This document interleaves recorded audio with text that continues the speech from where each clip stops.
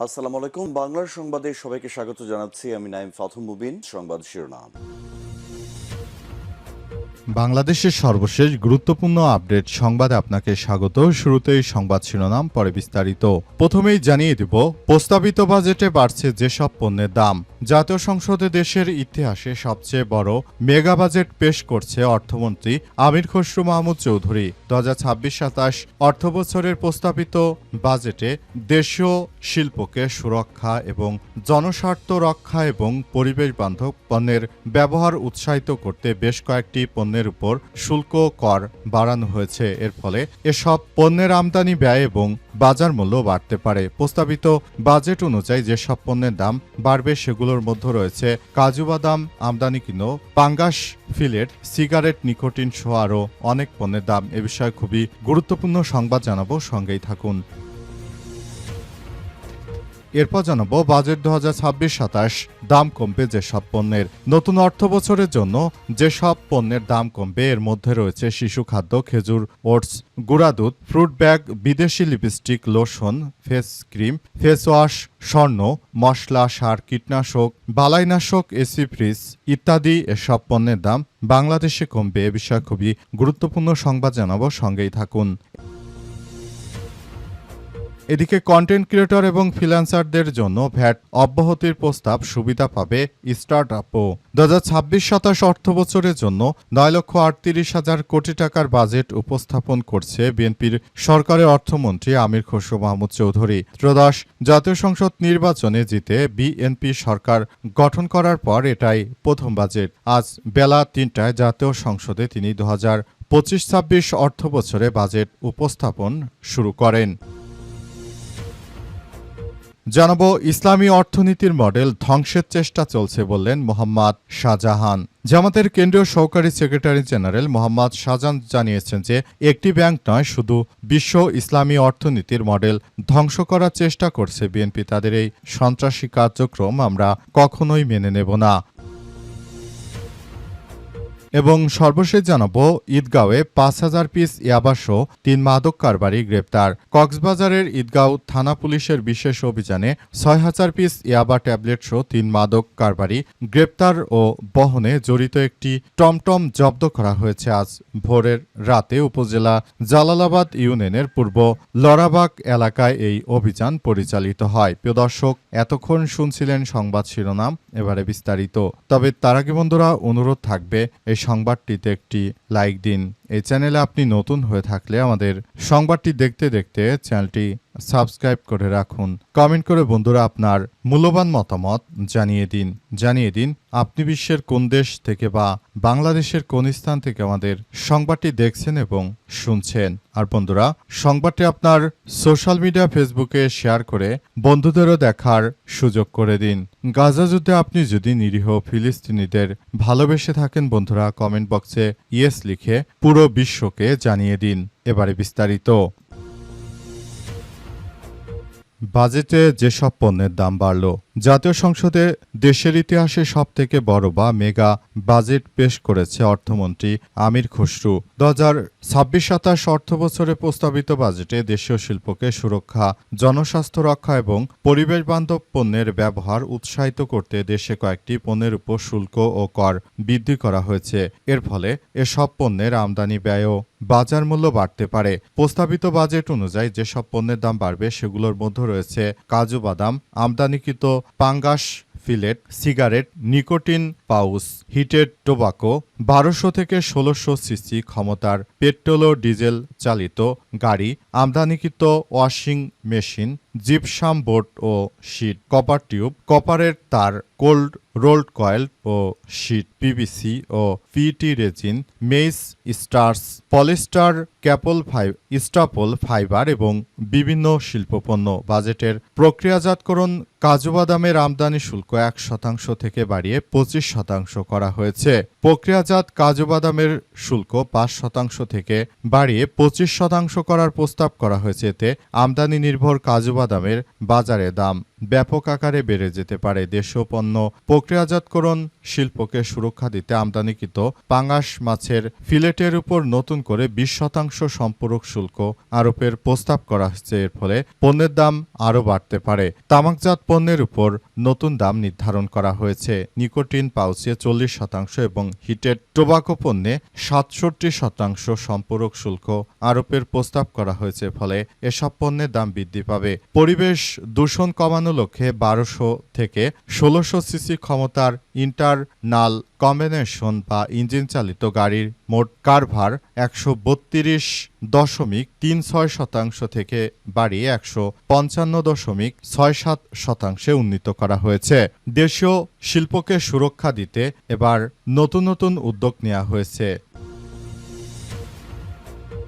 Budget 2026-27 দাম কমবে যেসব পণ্যের।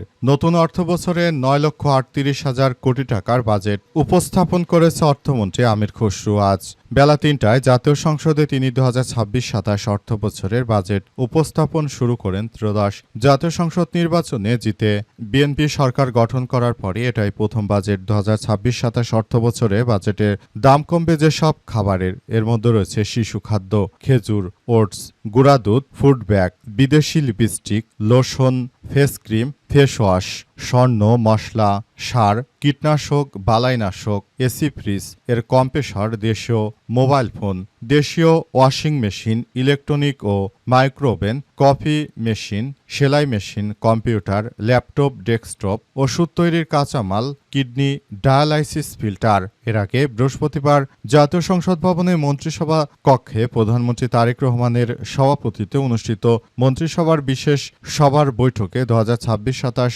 অর্থবছরের জন্য 9,38,000 কোটি টাকার জাতীয় বাজেট অনুমোদন দেয় মন্ত্রিসভা। সকাল 10টায় বৈঠক শুরু হয়েছে, শেষ হয় বেলা 1টায়। বৈঠক শেষে প্রধানমন্ত্রীর অতিরিক্ত প্রেস সচিব আতিকুর রহমান রুমন সাংবাদিকদের জানান যে প্রধানমন্ত্রী তারেক রহমানের সভাপতিত্বে বাজেট প্রস্তাব মন্ত্রিসভা অনুমোদন দিয়েছে।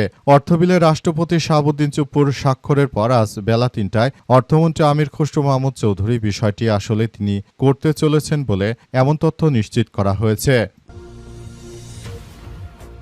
কন্টেন্ট ক্রিয়েটর ও ফ্রিল্যান্সারদের জন্য ভ্যাট অব্যাহতির প্রস্তাব, সুবিধা পাবে স্টার্টআপও।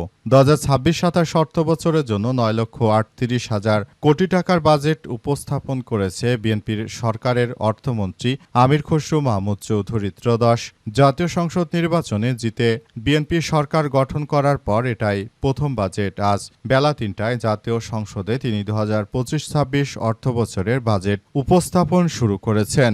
স্পিকার হাফিজ উদ্দিন আহমেদের সভাপতিত্বে অধিবেশনে সংসদ নেতা প্রধানমন্ত্রী তারেক রহমান এবং বিরোধী দলীয় নেতা ডাক্তার শফিকুর রহমানও উপস্থিত রয়েছেন। নতুন অর্থবছরে তারা যে খসড়াগুলো চূড়ান্ত করেছে এর মধ্যে সংবাদে আপনাদেরকে বিস্তারিত তথ্য আমরা জানাচ্ছি। এর মধ্যে যেসব পণ্যের দাম বাড়বে সেগুলো আপনাদের জানানো হয়েছে, যেসব পণ্যের দাম কমবে সেগুলো এর আগের আর্টিকেলে আপনাদেরকে জানানো হলো।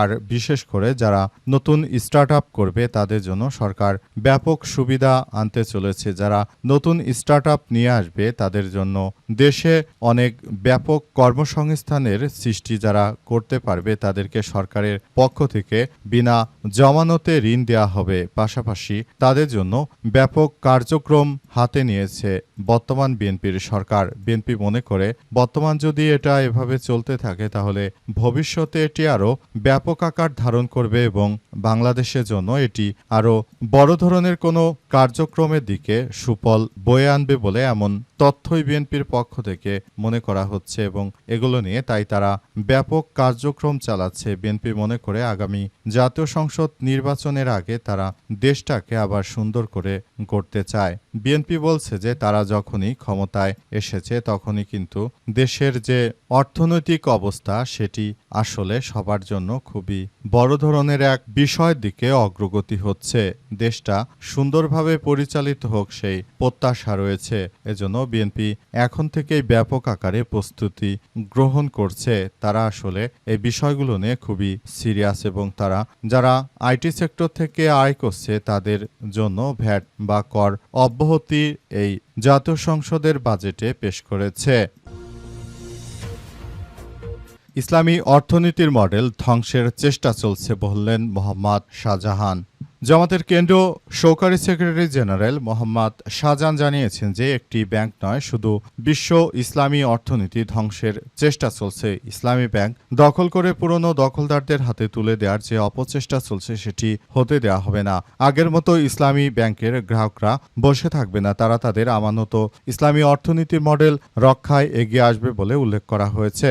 বৃহস্পতিবার চট্টগ্রাম নগরীর দেওয়ান বাজারস্থ মহানগর জামাতের কার্যালয়ে 13 জুনের মহাসমাবেশের উপলক্ষে আয়োজিত সংবাদ সম্মেলনে এসব কথা জানিয়েছেন। এ সময় তিনি আরও জানিয়েছেন, জুলাই বিপ্লবের পর অনুষ্ঠিত জাতীয় নির্বাচনের মাধ্যমে দেশে যে কাঙ্ক্ষিত পরিবর্তন আসার কথা বলা হয়েছিল তা আসেনি। শুধু তাই নয়, বর্তমান সরকারের অনেক কার্যকলাপ ফ্যাসিবাদের আলামত পাওয়া যাচ্ছে। সরকার মাত্র 100 দিনের মাথায় ফ্যাসিবাদী নানা উদ্যোগ নিতে শুরু করেছে। অনেকেই বলছে যে জামাত ইসলাম ক্ষমতার প্রারম্ভই আন্দোলন শুরু করে দিয়েছে। মূল বিষয় হলো ক্ষমতার প্রারম্ভই ফ্যাসিবাদের দিকে হাঁটতে শুরু করেছে বর্তমান সরকার। তাই এই বর্তমান কুলাঙ্গার সরকারকে আমরা বাধ্য করছি যাতে করে দেশের অর্থনৈতিক অবস্থা সহ বিভিন্ন বিষয় নিয়ে সরকার যদি তাদের মতো করে আরেকটি সন্ত্রাসী কার্যক্রম শুরু করে তাহলে দেশের জনগণ সেটি কখনোই মেনে নেবে না বলে উল্লেখ করা হয়েছে। দেশটাকে সুন্দরভাবে গড়ে তোলার মধ্য দিয়ে সবাইকে এখনই এগিয়ে যেতে হবে। বাংলাদেশটাকে গড়ে তোলার মধ্য দিয়ে আমরা ভবিষ্যতের দিকে এগিয়ে যাব। সুন্দরভাবে রাষ্ট্র ব্যবস্থা গড়ে তোলার মধ্য দিয়ে আমরা এগিয়ে যেতে চাই বলে এমন কথাই উল্লেখ করা হয়েছে এবং আরও বলা হয়েছে বর্তমান সময়ে আমরা বলতে চাই যে এই সমস্যাগুলো মোকাবেলা করার জন্য এখন জামাত ইসলামের মাঠে নামা ছাড়া কোনো বিকল্প নেই। তাই জামাত এখন মাঠে নামতে বদ্ধপরিকর। এখন আরও জানানো হয়েছে যে জামাত শুরু থেকেই তারা এসব বিষয় নিয়ে যদি এখনই সিনসিয়ারিটি না দেখায় ভবিষ্যতে বাংলাদেশ আরও ধ্বংসের দিকে চলে যেতে পারে।